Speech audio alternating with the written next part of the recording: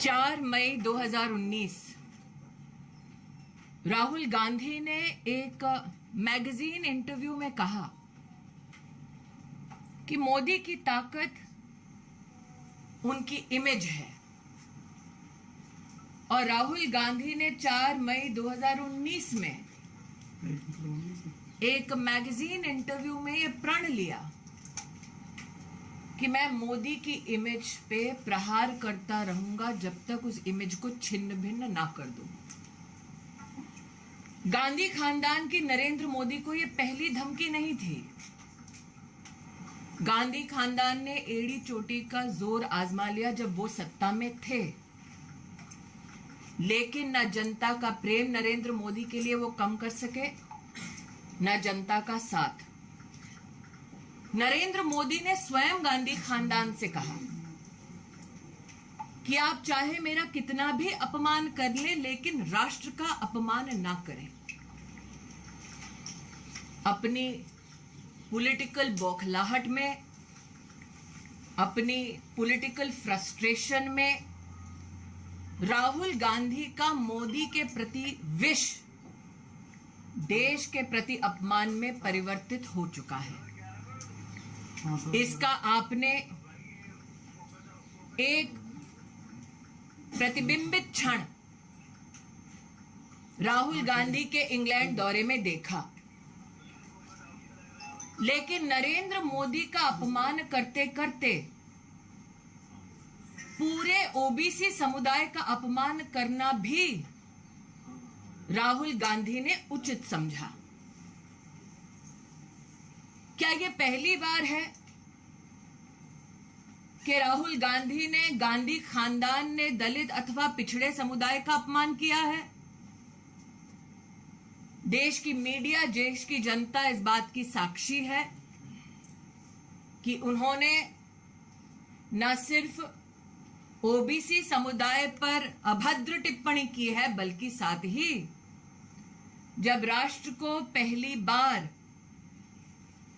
Tribal परिवार की एक महिला को महामहिम राष्ट्रपति के पद तक चुनने का मौका मिला, तब भी गांधी खानदान के आदेश पर महामहिम द्रौपदी मुर्मू जी का अपमान कांग्रेस के नेतृत्व ने किया। ये बात और है कि राहुल गांधी अपनी ही पार्टी के दलित नेता से अपने चप्पल उठाते हुए दिखाई दिए और अब उनका झूठ सर चढ़कर बोल रहा है।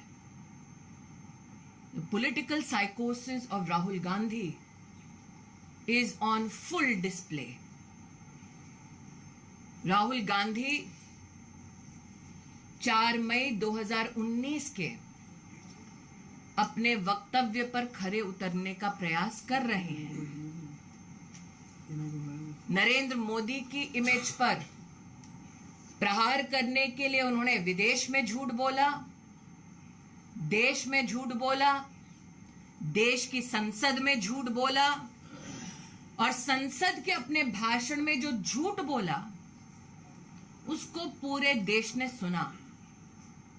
संसदीय कार्य पद्धति के चलते जब राहुल गांधी से कहा गया कि आपने जो कटाक्ष किया है उसको साइन करके एक एक पृष्ठ पर ऑथेंटिकेट कीजिए, राहुल गांधी ने क्या अपने एलिगेशंस को ऑथेंटिकेट किया? नहीं किया। ये वो व्यक्ति हैं जो सुप्रीम कोर्ट के सामने जाकर नाक रगड़कर माफी मांगते हैं और आज ढोंग करते हैं डरपोक ना होने का। Ladies and gentleman, on 4th May 2019, in an magazine interview, Rahul Gandhi, in his own words, claimed that Narendra Modi's greatest strength is his image. Rahul Gandhi has publicly claimed that he will attack Narendra Modi and rip his image apart. This is not the first time that someone from the Gandhi family threatened Narendra Modi. If we look at the history of the UPA, by hook and by crook, the Gandhi family tried their best to ensure that their arrogant challenge of punishing Narendra Modi for his leadership capacities to deliver development is punished. But what the Gandhi Khandan could not stop was the support of the people of India for the development politics of Narendra Modi. Narendra Modi accepted this challenge with only one request, that while the Gandhi family can attack him, this attack should not translate into an attack on the nation state. But such is the political frustration of Rahul Gandhi that a promise he made to a newspaper and a magazine could not be fructified, and hence he continued with his tirade. Like I said, the political psychosis of Rahul Gandhi is at full display. He abused and accused Modi in Parliament, but could not verify his own statement by authenticating it with his own signature. This gentleman who claims false bravado in a press conference by abusing journalists went scurrying to the Supreme Court begging with an apology.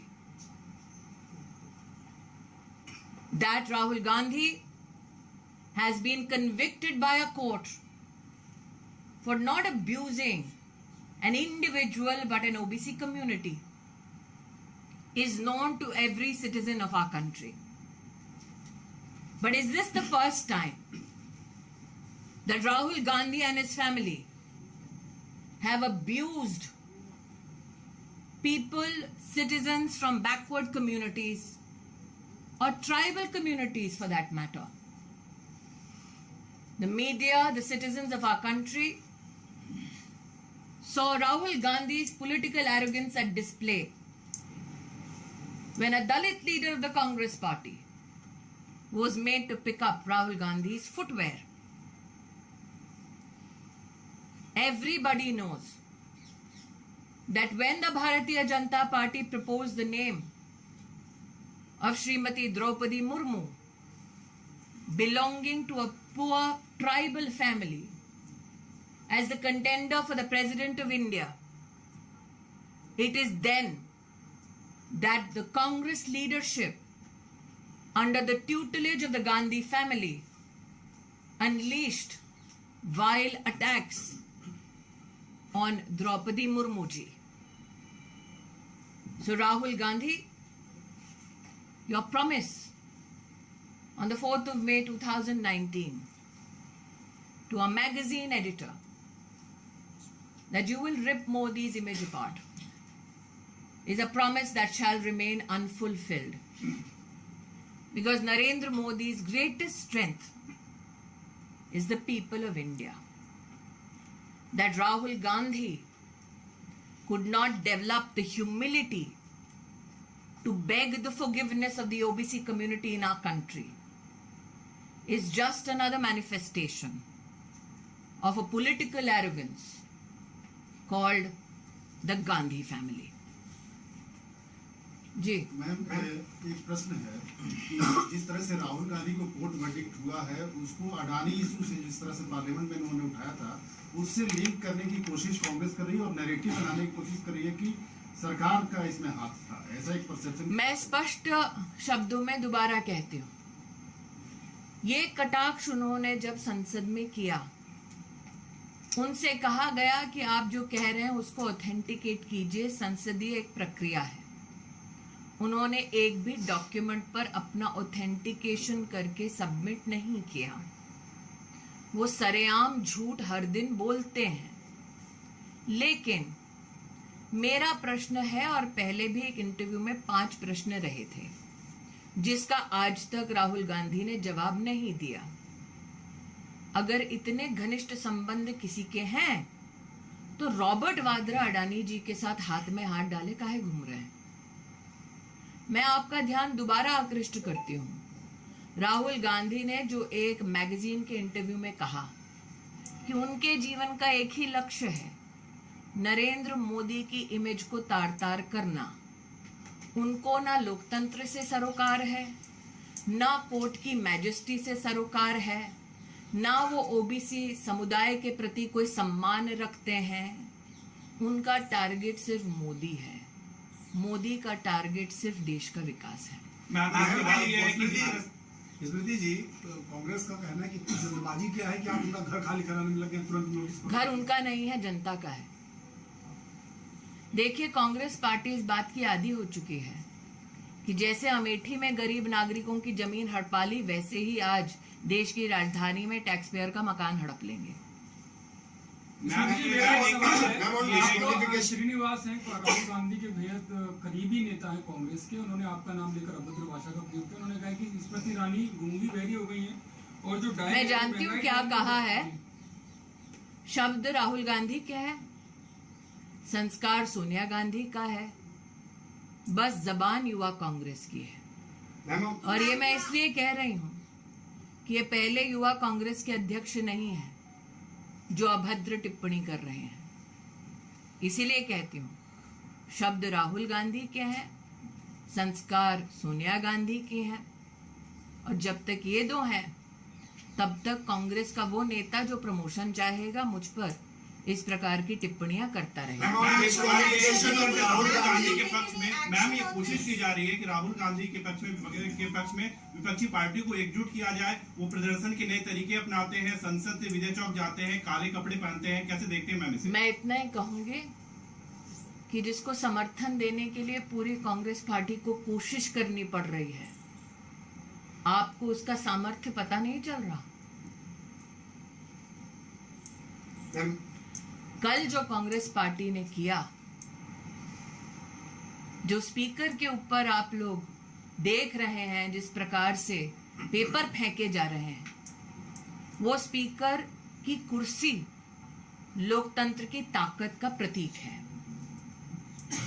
क्या democracy को इस प्रकार से अपमानित करने का अधिकार गांधी खानदान को है? वो लोकसभा के स्पीकर हैं, किसी पार्टी से संबद्ध नहीं है। वो कुर्सी जिसे हम लोकतंत्र का मंदिर कहते हैं, उस मंदिर की सबसे वरिष्ठ पीठ है। Ma'am, on disqualification of Rahul Gandhi, Vedant Patel of the US Department has said that I think the appropriate response will be given by the MEA, but it is intriguing for me that if you look back at Rahul Gandhi's position in England, appealing to powers across the world to intervene in India, I hope MEA can give a response to this which is to your satisfaction.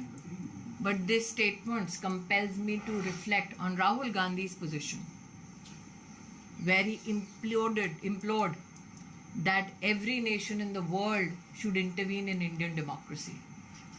Ma'am, the yesterday Congress party leaders were wearing black clothes and all the opposition leaders came out. They had Narendra भाई ने कहा ना कि जब प्रगति बहुत होती है तो कहीं ना कहीं काला टीका लगना जरूरी है। Thank you.